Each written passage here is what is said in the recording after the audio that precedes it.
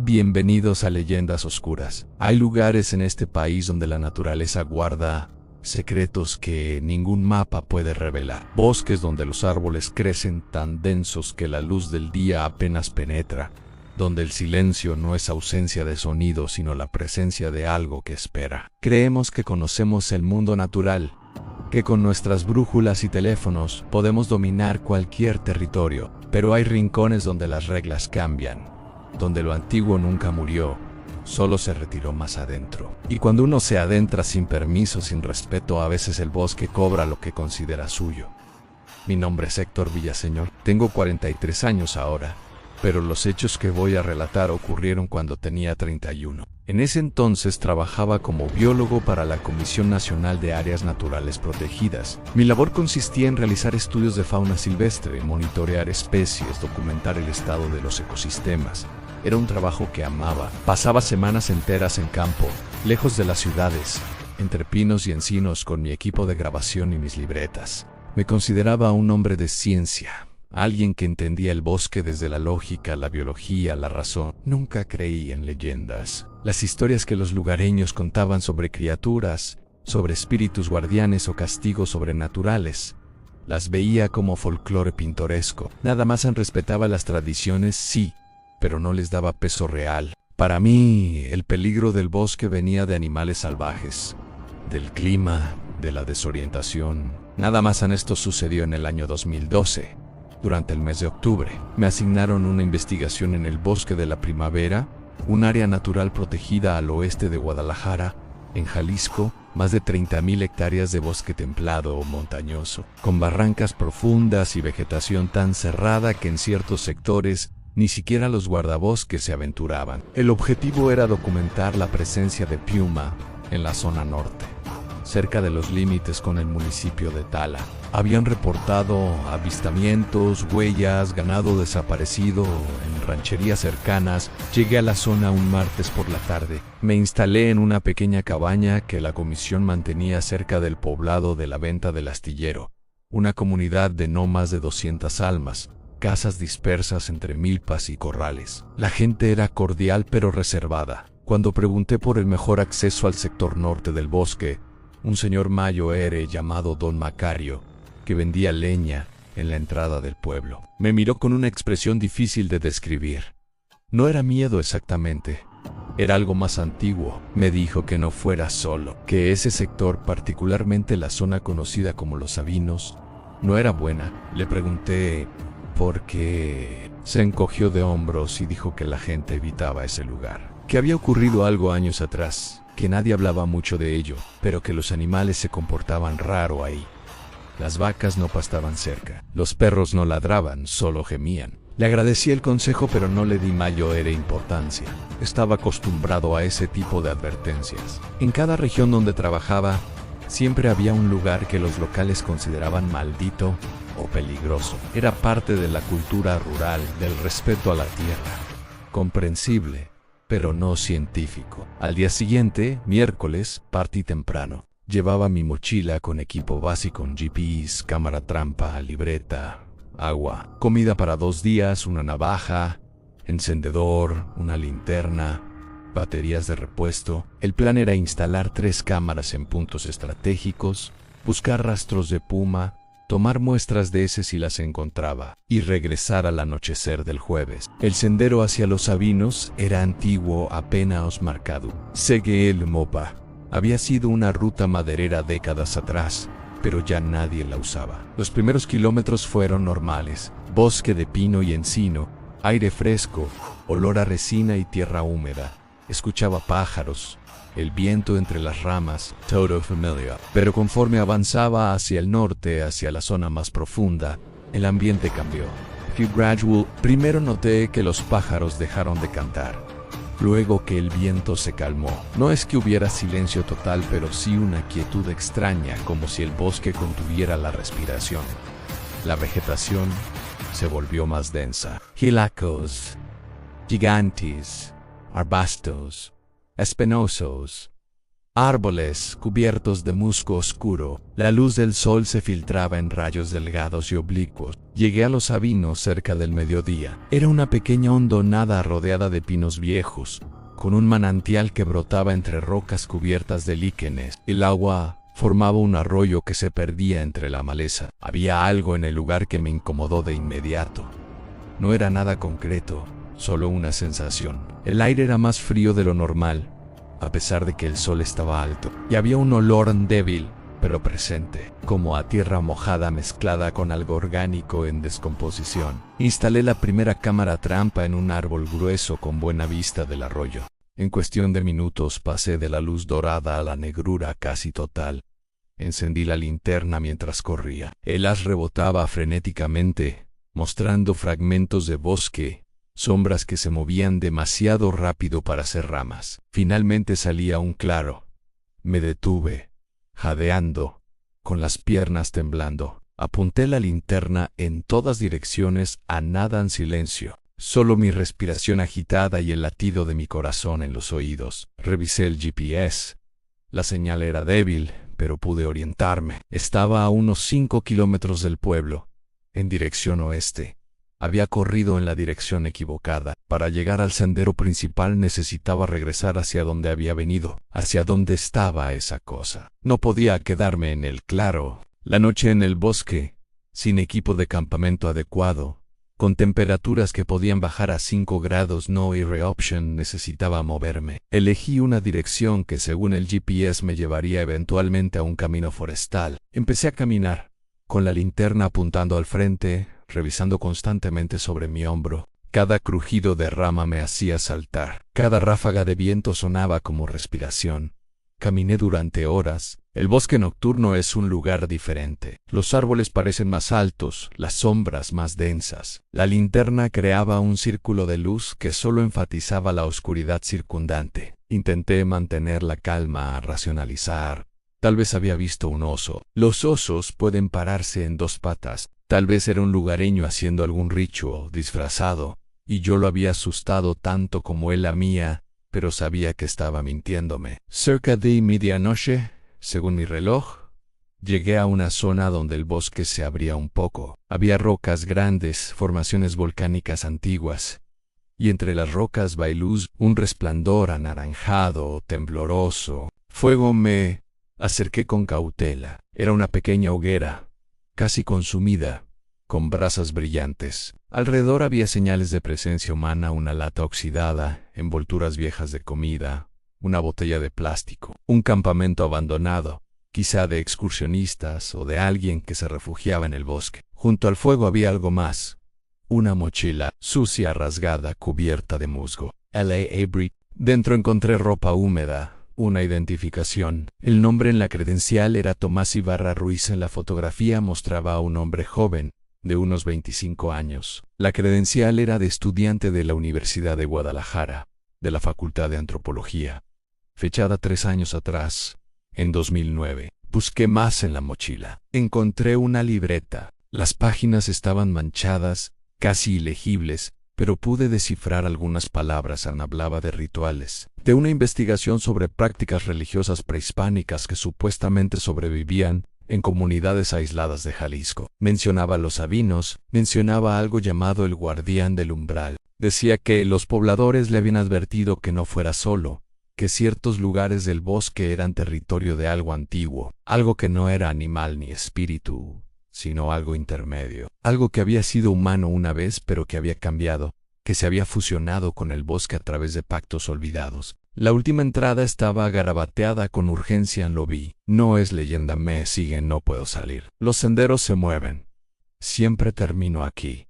3 días a nadie viene en el silbido. Dios mío. El silbido. Encerré la libreta. Las manos me temblaban. Miré alrededor del campamento. No había huesos, pequeños dispersos entre las rocas. Huesos de animales, pensé primero, pero luego vi uno que era inconfundiblemente humano. Un hueso de dedo, con restos de tendón seco todavía adherido. Me levanté de golpe. La hoguera se apagó de repente como si alguien hubiera arrojado agua. Quedé en oscuridad total excepto por mi linterna. Y entonces escuché voces. No era una voz, eran muchas susurrantes superpuestas, viniendo de todas direcciones. Hablaban en español pero deformado como grabaciones reproducidas al revés. Podía distinguir palabras sueltas: quédate, perteneces, ofrenda. Ahora la linterna parpadeó. La golpeé contra mi mano. Volvió a encenderse. Apunté hacia el bosque circundante. Había figuras entre los árboles en docenas paradas inmóviles, apenas visibles en el borde de la luz. Todas con la misma postura antinatural, altas, delgadas, con cabezas inclinadas en ángulos imposibles. Todas con esos ojos amarillos brillantes. No eran animales. No eran humanos. Eran algo que había sido humano y que se había convertido en otra cosa. Y me miraban con una paciencia infinita, como si supieran que no tenía a dónde ir. Hice lo único que se me ocurrió. Gritado un grito primitivo, de terror puro, y corrían otra vez. No hacia ninguna dirección en particular, solo lejos. La linterna iluminaba el caos de mi huida en troncos, piedras, ramas que arañaban mi cara. Tropecé y caía. Me levanté. Seguí corriendo. Detrás de mí escuchaba el sonido de muchas cosas moviéndose entre los árboles. No corrían. Mientras ajustaba la correa noté marcas en la corteza, arañazos profundos verticales, a unos 2 metros del suelo. Parecían recientes. Saqué mi libreta y las documenté. Podrían ser de puma, aunque me pareció extraña la altura y el patrón, demasiado profundas, demasiado regulares. Continué explorando el área. Encontré huellas cerca del agua. Huellas de animal, sí, pero no coincidían con nada que conociera. Eran grandes, con 4 dedos marcados, pero la forma era incorrecta para un felino.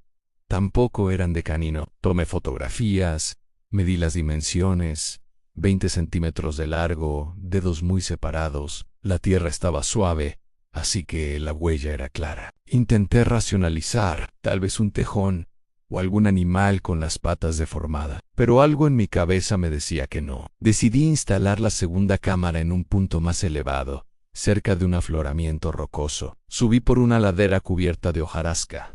A mitad de camino encontré algo que me detuvo. Un círculo perfecto de piedras de unos 3 metros de diámetro en medio de la pendiente. Las piedras eran volcánicas, oscuras, colocadas con precisión. En el centro había cenizas viejas, restos de lo que había sido una fogata, y alrededor del círculo, atadas a ramas bajas, había pequeñas figuras hechas de carrizo y tela roja, muñecos toscamente elaborados colgando como ahorcados. Sentí un escalofrío. Aquello no era decorativo, era ritual. Me acerqué con cuidado y examiné las figuras. Tenían semillas de maíz incrustadas en lugar de ojos. Algunas estaban quemadas parcialmente. La tela roja estaba manchada con algo oscuro que podría haber sido sangre seca. Tomé fotos, pero no toqué nada. Por primera vez desde que había entrado al bosque, pensé en las palabras de don Macario. Instalé la cámara rápidamente y decidí bajar. La incomodidad se había convertido en inquietud real. Ya era media tarde. Tenía planeado acampar en la zona, pero algo me decía que era mejor regresar al pueblo. Empecé a desandar mis pasos hacia el sendero principal. Entonces escuché el sonido. Venía de más arriba en la montaña, entre los árboles densos. Un silbido largo, modulado, casi melódico. No era bien, no era ave. Era deliberado. Se detuvo. Esperé, inmóvil en silencio. Luego el silbido volvió, esta vez desde otro ángulo, más cerca, como si algo me rodeara. Aceleré el paso. No corrí, pero caminé rápido, con la respiración contenida. El bosque a mi alrededor parecía más oscuro de lo que debería. Miami Reload, las 4 de la tarde. Todavía había luz suficiente, pero entre los árboles todo parecía crepuscular. El silbido se repitió. Ahora a mi izquierda, definitivamente me seguía. Midi to White Right. ¿Quién está ahí? Mi voz sonó pequeña, absorbida por la vegetación. No hubo respuesta. Solo el silbido de nuevo, esta vez a mi derecha. Saqué la linterna aunque todavía no la necesitaba. La encendí y apunté hacia donde creía que venía el sonido. El haz de luz iluminó troncos, helechos, sombras que se movían con el viento que ahora había regresado. Nada más apagué la linterna y seguí caminando rápido. Llegué al sendero principal cuando el sol ya tocaba las copas de los árboles. La luz se volvía dorada, horizontal. Me sentí mejor al estar en un camino marcado. Respiré hondo y me reí de mí mismo. Estrés, imaginación, el efecto psicológico de las historias locales. Nada más san. Pero entonces lo vi, a unos 50 metros delante de mí. En medio del sendero, había una figura. Parecía un hombre agachado, con la espalda hacia mí. Vestía algo oscuro, tal vez una cobija o un zarape. Estaba completamente inmóvil. «¿Me detuve, hola, Great?» La figura no se movió. «¿Necesita ayuda?» Nada, el corazón me latía fuerte. Avancé unos pasos. «¿Se encuentra bien?» La figura se incorporó lentamente, pero no como una persona normal. Fue un movimiento extraño, articulado de forma incorrecta, como si las articulaciones funcionaran al revés. Cuando estuvo de pie, medía más de 2 metros, y todavía estaba de espaldas a mí. Retrocedí. La figura giró la cabeza. Solo la cabeza, sin mover el cuerpo. 180 grados. La luz del atardecer me impidió ver el rostro con claridad. Solo una silueta oscura donde deberían estar las facciones. Pero vi los ojos brillaban en un brillo amarillento, como reflejo animal, pero más intenso. Entonces habló. No, con voz humana. Fue un sonido que salió de su garganta gutural, con un tono que vibraba en mis huesos. Palabras que no entendí, en un idioma que no conocía, pero sentí el significado. Era una advertencia, o tal vez una invitación. Corría, no recuerdo mucho de los siguientes minutos. Solo correr entre árboles auto-races, tropezar, levantarme, seguir. Escuchaba pasos detrás de mí, no pisadas humanas. Eran pesadas y regulares, acompañadas de un jadeo ronco que parecía venir de un animal grande, y el silbido, ahora multiplicado, como si varias cosas me persiguieran desde diferentes direcciones. La oscuridad cayó rápido, demasiado rápido. Sadie Lisbon, con un movimiento fluido y rápido que no necesitaba pisar el suelo de forma normal, ni silbaban. Todos silbaban al unísono, creando una melodía discordante que taladraba mi cerebro. No sé cuánto corrían, perdí la noción del tiempo. La linterna murió, quedé en oscuridad absoluta, pero no me detuve. Corrí a ciegas, con los brazos extendidos, chocando contra árboles, cayendo, levantándome. Entonces el suelo desapareció bajo mis pies. Caí, rodé por una pendiente empinada, golpeándome contra rocas y raíces. Me detuve en el fondo de lo que parecía una barranca. Dolor en todas partes. Sabor a sangre en la boca. Me quedé ahí, incapaz de moverme, esperando que vinieran, pero no vinieron. El silbido se detuvo, las voces se callaron. Escuché agua corriendo cerca. Abrí los ojos, había luz, no de mi linterna, luz de luna. Estaba en el fondo de una barranca, junto a un arroyo, y arriba, en el borde, las figuras estaban alineadas, mirando hacia abajo, pero no descendían. Me quedé inmóvil durante lo que pareció una eternidad. Ellas tampoco se movieron. Luego, una por una, se retiraron, desaparecieron entre los árboles, como si hubieran llegado a un límite que no podían cruzar. Esperé hasta que la primera luz del amanecer tiñó el cielo de gris. Solo entonces me atreví a moverme. Estaba herido, magullado, pero podía caminar. Seguí el arroyo barranca abajo. El agua eventualmente me llevó a una zona más baja, donde el bosque se aclaraba. Reconocí formaciones rocosas. Estaba cerca del límite sur del área protegida. Llegué a un camino de tierra al mediodía del jueves. Un camión de campesinos que iba hacia Tala me recogió. Debí parecerles un loco, ropa rasgada, cubierto de lodo y sangre seca, incoherente. Me llevaron al centro de salud más cercano. Pasé 2 días en observación. Contusiones, deshidratación, un tobillo torcido. Nada grave físicamente, pero no podía dormir. Cada vez que cerraba los ojos, veía esas figuras. Escuchaba el silbido. Cuando pude hablar con claridad, reporté lo sucedido a mis superiores. Dije que me había desorientado, que había caído, que había alucinado por hipotermia. No mencioné nada más. Sabía que no me creerían. Enviaron un equipo de búsqueda para recuperar mi equipo. Encontraron las cámaras trampa. Una estaba destruida. Las otras 2 no tenían batería, como si algo las hubiera drenado. En cuanto a Tomás Ibarra, investigué. Había sido reportado como desaparecido en octubre de 2009, exactamente 3 años antes de mi experiencia. Entró al bosque de la primavera para su investigación de tesis y nunca regresó. Las búsquedas fueron infructuosas. Su familia todavía pone anuncios en periódicos locales. No volví a trabajar en campo.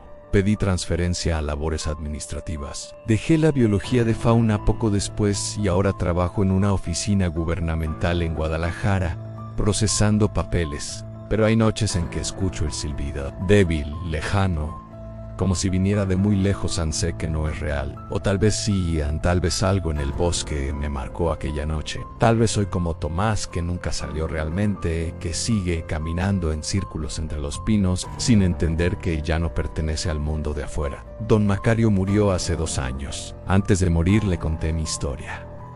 No pareció sorprendido. Solo me dijo, el bosque tiene guardianes. Algunos son animales. Algunos son espíritus, y algunos son lo que queda cuando un humano hace pactos que no debería. Los viejos sabían cómo pedir permiso, cómo entrar sin ofender pero eso se perdió. Ahora el bosque solo toma... Todavía conservo la libreta de Tomás Ana, a veces la leo. Hay una frase que escribió que no puedo olvidar. El bosque no es malvado, solo es territorio. Y nosotros somos los invasores.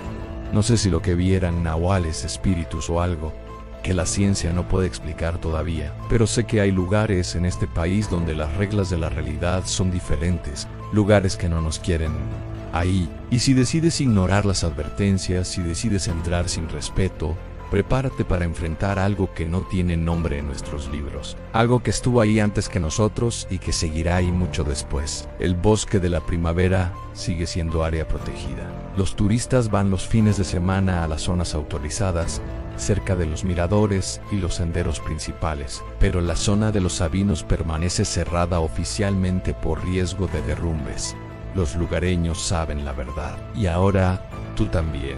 Si esta historia te hizo reflexionar sobre los límites de nuestra comprensión del mundo natural, te invito a que le des like, la compartas con alguien que aprecie estas historias y te suscribas al canal activando la campanita para no perderte ningún relato. Este relato tiene fines de entretenimiento. Lo que acaban de escuchar fue el testimonio de Héctor Villaseñor, biólogo retirado de Guadalajara, Jalisco, quien accedió a compartir su experiencia bajo condición de anonimato parcial. Yo solo soy el mensajero de una historia que merece ser contada, aunque desafíe lo que creemos posible. Soy Pablo González y esto fue Leyendas Oscuras.